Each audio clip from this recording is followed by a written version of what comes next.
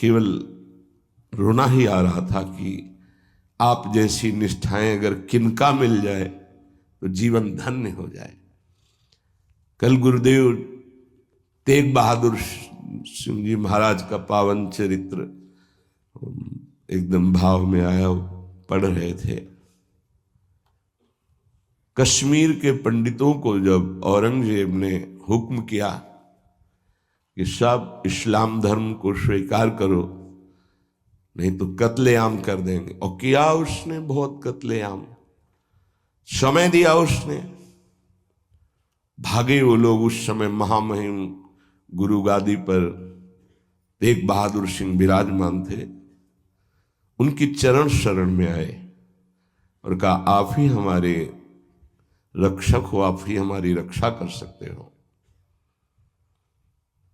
उन्होंने कहा जाओ और बादशाह से कह दो।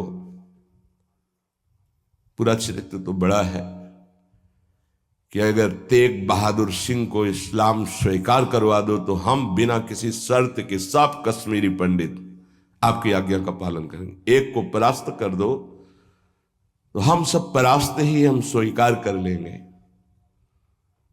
फौरन उसने बहुत ही अन्य धर्मों की तरफ उसका नकारात्मक भाव था। उसने आदेश किया बंदी बना के तुरंत तेग बहादुर सिंह को दिल्ली में उपस्थित किया जाए। सैनिक गए। बल विक्रम गुरु गादी में प्रथम से चला आ रहा है। उनके पार्षद और उनकी सेना तेग बहादुर सिंह की स्पर्श नहीं करोगे। गुरु तेग बहादुर सिंह के सामने शर्त रखी कि बादशाह के सामने तुम चलते हो या तुम्हें बंदी बना के ले चले। उन्होंने कहा तुम चलो, हम सत्य पर चलने वाले हैं, हम स्वयं चल के आ जाएंगे, तुम्हें बंदी बनाने की जरूरत नहीं। बहुत ही नाम कीर्तन होते हुए भगवत भक्ति का प्रचार करते हुए खूब झूमते हुए पहुंचे। बादशाह ने तत्काल उनको काबू में किया। देखा कि अब वो तो अपने वैभव के साथ बंदी बना लिया और कहा हमारे धर्म को स्वीकार करो। तो उनका दुनिया में यदि एक ही धर्म चलाना होता तो भगवान ने अन्य धर्मों की स्थापना क्यों की?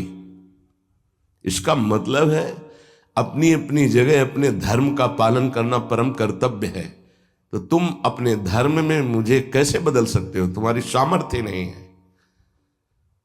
बड़ी कष्टप्रद परिस्थिति प्रकट की उसने। बहुत ही क्रूर कर्मी, एक नहीं बहुत महापुरुषों को, बहुत महापुरुषों को बहुत प्रकार से दंड दिया है इसने। एक लोहे के पिंजड़े में गुरु तेग बहादुर सिंह को बंद कर दिया। सैनिकों को, उसके पास अपार सैन्य बल था, तत्काल बंदी बना लिया गया। बहुत दिन तक उनको प्रताड़ित किया गया लोहे के पिंजड़े में, बहुत तरह से। हर बार वो उनसे जब पूछते अगर आप स्वीकार करें तो जो पद कहें, मैं अपने राज्य का बादशाह था और मैं दे सकता हूं, अगर नहीं स्वीकार करते तो परिणाम तुम्हें भयंकर भोगना होगा। तो उन्होंने हंसते हुए कहा कि प्रभु ने जिस धर्म में मुझे स्थापित किया है, तेरी सामर्थ्य क्या है? कड़वे ही शब्दों से, तेरी सामर्थ्य क्या है कि मुझे परास्त कर सके?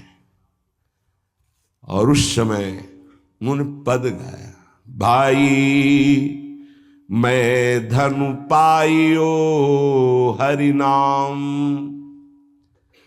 मन मेरो धावन ते छूटियो, करी बैठो विश्राम।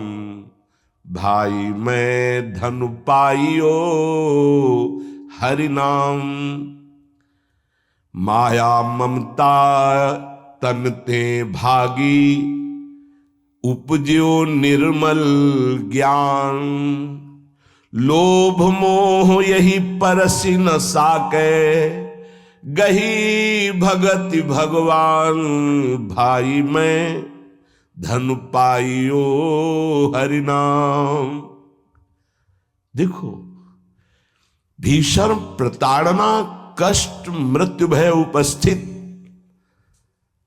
और वो गा रहे कि हे भाई मैंने हरिनाम रूपी परम धन पाया है। मन मेरो धावंत्य छूटियो, अब मेरा मन कहीं भाग कर नहीं जाता, दौड़ भाग खत्म हो चुकी है। करी बैठो विश्राम, अब तो नाम में विश्राम पा गया है। इस तन को पीड़ा पहुंचाई जा सकती, पर मेरा अब इस तन से कोई संबंध नहीं है, क्योंकि माया भाग गई है नाम के प्रभाव से। तन से कोई ममता नहीं रह गई। उपजियो निर्मल ज्ञान, इसी नाम के प्रभाव से निर्मल ज्ञान का प्रादुर्भाव हुआ है। लोभ मोह यही परसी न साके, गही भगति भगवान। कोई भी तुम प्रलोभन दो, हम मेरे मन को नहीं लुभायमान कर सकता, और कोई भी भय दो तो अब मेरे शरीर का मोह नहीं, क्योंकि मेरे हृदय में भगवान की भक्ति जागृत हो गई है। जन्म जन्म का संसार चूका, रतन नाम जब पाइया, तृष्णा सकल विनाशी मनते, निज सुख माहि समाइया। जन्म जन्म हो गए भटकते हुए, अब कोई संशय नहीं रहा। मुझे नाम रूपी रतन मिल गया, सब संशय खत्म हो चुके हैं। जीने की भी तृष्णा खत्म हो चुकी है, सकल वासना नष्ट हो चुकी है। मेरा मन निज सुख में समा गया है। जाको होत दयालु कृपा निधि, सो गोविंद गुण गावे, कहु नानक इह विधि को संपे, को गुरुमुखी पावे। कह रहे, जिस पर भगवान दयालु होता है, कृपा निधि होता है, वही भगवान के नाम गुण को गा पाता है। नानक साहब कहते हैं, अब कोई संशय नहीं, कोई इच्छा नहीं, क्योंकि गुरु को समर्पित हो गया और गुरु मुख से नाम पा गया। ये बहुत बड़ी उपलब्धि है। अब इसका परिवर्तन नहीं हो सकता। कोई संशय नहीं रहा, कोई मोह ममता नहीं रही। हमारे हृदय में नाम विराजमान है। मेरा मन सुख सिंधु में समा गया है। हरि के नाम बिना दुख पावे, भगति बिना सहसा नहीं चूके, गुरु यह भेद बतावे, हरि के नाम बिना दुख पावे। अगर गुरुदेव का आश्रय नहीं हुआ, गुरुमुख से नाम नहीं मिला, तो हृदय में भक्ति नहीं आएगी। भक्ति नहीं आई तो जीवन व्यर्थ चला जाएगा। जिसकी जिह्वा पे नाम नहीं है उसी को दुख व्यापता है, जिसकी जिह्वा पे नाम है उसको कभी दुख स्पर्श कर ही नहीं सकता।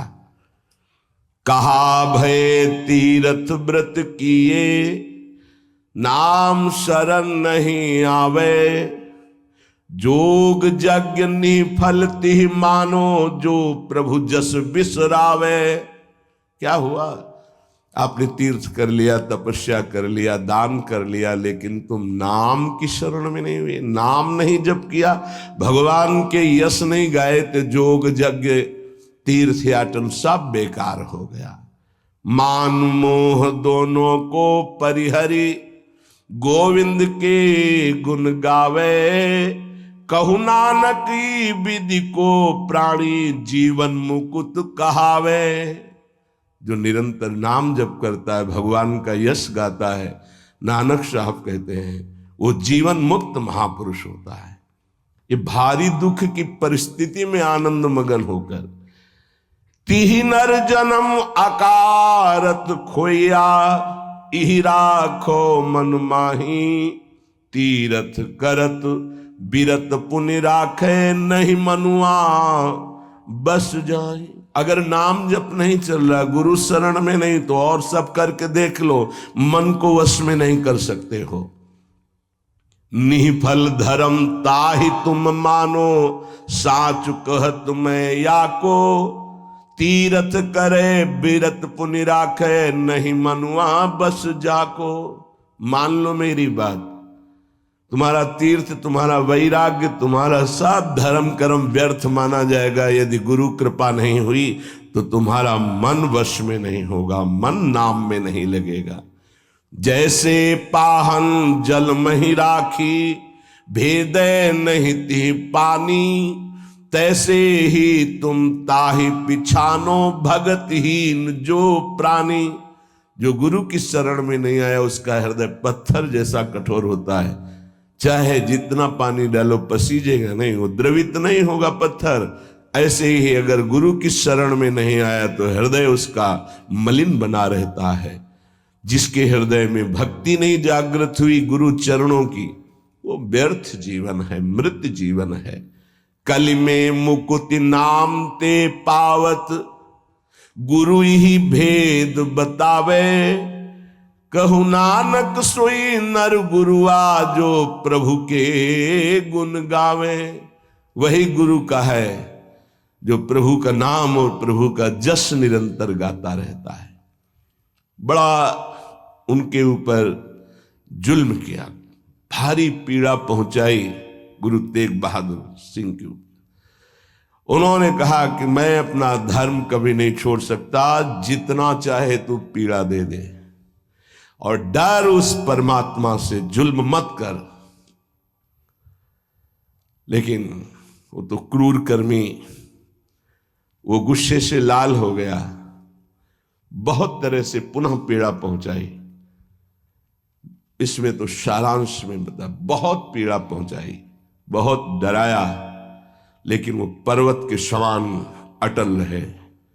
बस जो जीवन में है वो भगवान का नाम और भगवान का गुण है। लोहे के पिंजड़े में बहुत दिन तक बंद रखा, प्रताड़ना दी, कुछ भी खान पान नहीं। जब देख लिया हार गया कि किसी भी तरह टूटने वाले नहीं, तो संवत 1732 विक्रम का दिन था, मार्गशीर्ष महीना। उनको पिंजड़े से निकलवाया और कहा तुम्हारी इच्छा क्या है अंतिम। उन्होंने स्नान की इच्छा जागृत की और एक बट वृक्ष था उसके नीचे बैठे और गुरु साहब का ध्यान करते हुए, जपुजी नाम का उनके यहाँ उसका पाठ किया और ध्यानस्थ हो गए। उसी समय सैयद आदम शाह नाम के उन्हीं के पार्षद ने, जो औरंगजेब था, गर्दन उतार दी।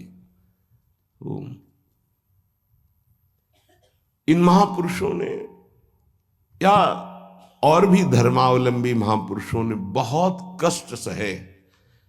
सोचो जरा, अगर ऐसी थोड़ी सी भी बात प्रतिकूल हो जाती तो भगवान पे संशय कर लेते। जरा इन गुरु साहब महापुरुषों की बात जरा ध्यान देकर देखो, अपने धर्म को नहीं त्यागा, भयानक पीड़ा पाई।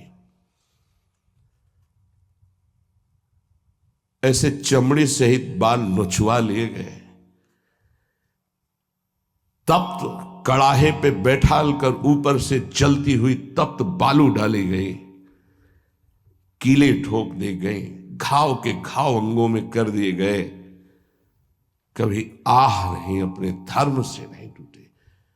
बीच से आला चौराहे पर खड़े होकर के चलवा दिया गया, आला चलवा दिया, आराम आराम से, थोड़ा थोड़ा ऐसे रोक रोक करके, लेकिन शब्द है राम राम राम। जिस मार्ग में निकला गया है भगवत मार्ग, बहुत ही निष्ठापूर्वक इसका निर्वाह किया जाता है अपने धर्म का। उपासक इन महापुरुषों से, गुरुजनों से, आगे चलने वाले जो महत जन है, उनसे ही निष्ठा प्राप्त करता है। निष्ठा का स्वरूप क्या है? अनुकूलता, प्रणाम नमस्कार नहीं। भारी प्रतिकूलता और प्राणों को प्रतिपल कष्ट मिले तो भी जो ना टूटे उसे निष्ठा कहते हैं। बड़े बड़े महापुरुषों ने इस भागवतिक धर्म, महान धर्म को स्वीकार करके हर कष्ट सहा है।